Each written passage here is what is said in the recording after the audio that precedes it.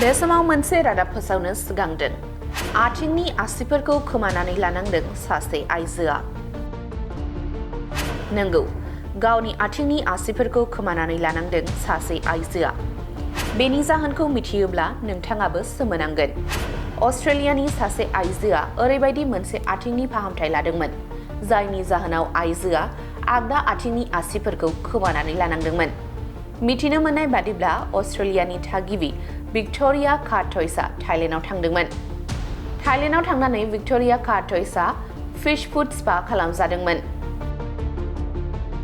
सुलुङा फोरमायनाय बादिब्ला भिक्ट'रिया कार्टइसआ जेब्ला थाइलेन्डनिफ्राय न' थांफिनदोंमोन आरो थाद'नाय गैयै गोबादोंमोन, अब्ला गोबां सम 2 बोसोर फाहामथाय लानायनि उनाव देहा फाहामगिरिफोरनि नायबिजिरनायाव बेनि जाहोनखौ मिथिनो मोन्दोंमोन।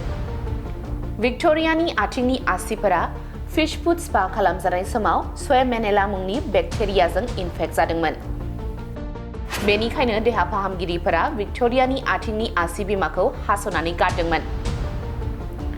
नाथाय माखासे समनि उनाव फिन आरोबाव भिक्ट'रियानि आथिंनि माखासे आसिफोरावबो इनफेक्शन जादोंमोन, जायनि थाखाय गासै आथिंनि आसिफोरखौ हास'नांदोंमोन भिक्ट'रिया कार्टइसआ। मख'नो गोनांदि फिश फुड स्पाया नाफोरखौ उखैहाबनानै दोननाय जायो आरो बे नाफोरा मानसिनि आथिंनि मैला आरो डेड स्किन सेल्सफोरखौ जायो।